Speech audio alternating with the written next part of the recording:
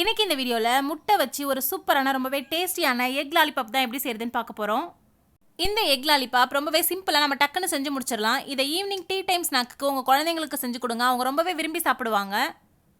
இப்போ வாங்க இந்த எக் லாலிபாப் எப்படி செய்யறதுன்னு நம்ம பார்க்கலாம். அதுக்கு நான் இங்கே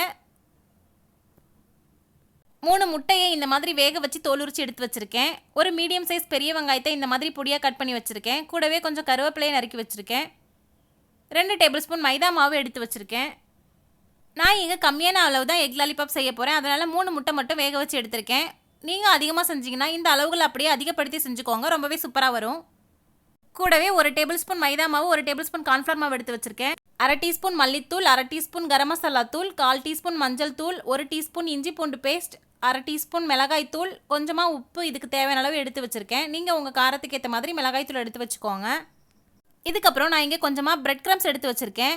பிரெட் க்ரம்ஸ் பண்ணுறதுக்கு பிரெட்டை தவால 2 பக்கமும் டோஸ்ட் பண்ணிவிட்டு மிக்சியில் நல்லா பவுடர் பண்ணி எடுத்துக்கோங்க. நம்மளோட பிரெட் க்ரம்ஸ் ரெடி ஆகிடும்.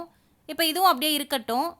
இப்போது இந்த முட்டையை நம்ம நல்லா துருவி எடுத்துகிட்டு வந்துக்கலாம். அதுக்கு ஒரு கிரேட்டர் வச்சு இந்த 3 முட்டையும் நல்லா துருவி எடுத்துகிட்டு வந்துக்கலாம். பாருங்கள், இந்த மாதிரி துருவி எடுத்துகிட்டு வந்தாச்சு.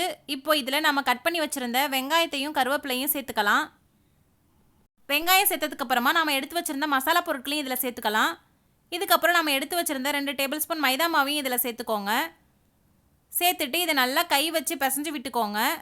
நாம் சேர்த்த மசாலா பொருட்கள், மைதா மாவு எல்லாமே இந்த முட்டை கூட நல்லா மிக்ஸ் ஆகி வர்ற மாதிரி கை வச்சு நல்லா பிசைஞ்சு விட்டுக்கோங்க.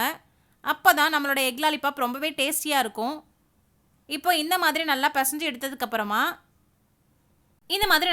விட்டதுக்கப்புறமா உங்களுக்கு விருப்பமான சைஸில் சின்னதாவோ பெருசாவோ இதை குட்டி குட்டியாக உருண்டைகளாக உருட்டி வச்சுக்கலாம். நான் இங்கே மீடியம் சைஸ் உருண்டைகளாக உருட்டி வச்சுக்க போகிறேன். இப்போ இது எல்லாத்தையும் உருண்டி ஒரு பிளேட்டில் நம்ம எடுத்து வச்சுக்கலாம். நான் எடுத்த 3 முட்டைக்கு எனக்கு இங்கே 9 உருண்டைகள் கிடச்சிருக்கு. பாருங்கள், நான் இந்த மாதிரி எடுத்து வச்சுட்டேன். இப்போ இந்த உருண்டைகளை நம்ம எடுத்து வச்சுருந்த 1 டேபிள் ஸ்பூன் கார்ன்ஃப்ளவர் மாவு, 1 டேபிள் ஸ்பூன் மைதா மாவில் கொஞ்சமாக தண்ணி சேர்த்து கரைச்சி விட்டுக்கோங்க. இப்போ இந்த உருண்டைகளை இந்த மாவில் டிப் பண்ணிவிட்டு நம்ம பிரெட் க்ரம்ஸில் சேர்த்துட்டு பொரிச்சு எடுத்துக்க போகிறோம். அதுக்கு நான் இந்த மாதிரி கரைச்சி வச்சுக்கிட்டேன். இப்போ ஒரு உருண்டைகளாக இந்த மாவில் போட்டு எடுத்துட்டு இதுக்கப்புறம் பிரெட் க்ரம்ஸில் ஒரு கோட்டிங் கொடுத்துட்டு எக்ஸஸாக இருக்கிற பிரெட் க்ரம்ஸை தட்டி விட்டுட்டு ஒரு பிளேட்டில் அரேஞ்ச் பண்ணி வச்சுக்கலாம். இந்த மாதிரி நம்ம செய்யும்போது நம்மளோட எக் லாலிபாப் வெளியில் ரொம்ப கிறிஸ்பியாக, உள்ளே ரொம்ப சாஃப்ட் அண்ட் டேஸ்டியாக சூப்பராக இருக்கும். இப்போ பாருங்கள், நான் எல்லாத்தையும் இந்த மாதிரி அரேஞ்ச் பண்ணி ஒரு பிளேட்டில் எடுத்து வச்சுட்டேன்.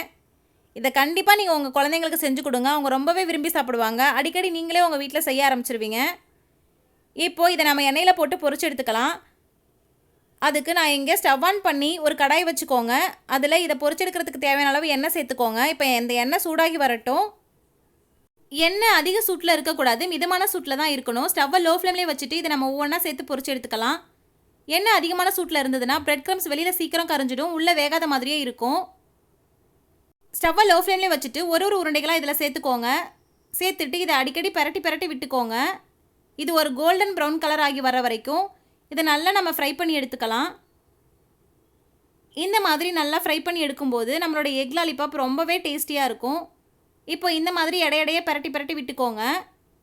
இப்போ பாருங்கள், நல்ல ஒரு கோல்டன் ப்ரௌன் கலர் ஆகிடுச்சு. இப்போ இதை நம்ம வெளியில் எடுத்துக்கலாம். பாருங்கள், இப்போது நம்மளோட எக் லாலிபாப் ரெடி ஆகிடுச்சு. இது பார்க்கவே எவ்வளோ சூப்பராக இருக்குன்னு பாருங்கள். இது சாப்பிடவும் அவ்வளோ ஒரு டேஸ்டியாக இருக்கும். இப்போ இதை நம்ம ஒரு பிளேட்டில் அரேஞ்ச் பண்ணி வச்சுக்கலாம். அதுக்கு இந்த மாதிரி ஒரு டூத் பிக் வச்சு ஒரு பிளேட்டில் அரேஞ்ச் பண்ணி வச்சுக்கோங்க. இது உங்கள் குழந்தைங்க எடுத்து சாப்பிட்றதுக்கு ரொம்பவே ஈஸியாக இருக்கும். அவ்வளோதான், நம்மளோட எக் லாலிபாப் இப்போ ரெடி.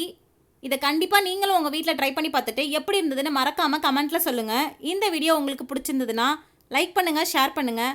மறக்காமல் ரச்சு விலாக்ஸ் சேனலை சப்ஸ்கிரைப் பண்ணிவிடுங்க. இன்னொரு சூப்பரான ரெசிபி வீடியோவில் நாம் சந்திக்கலாம்.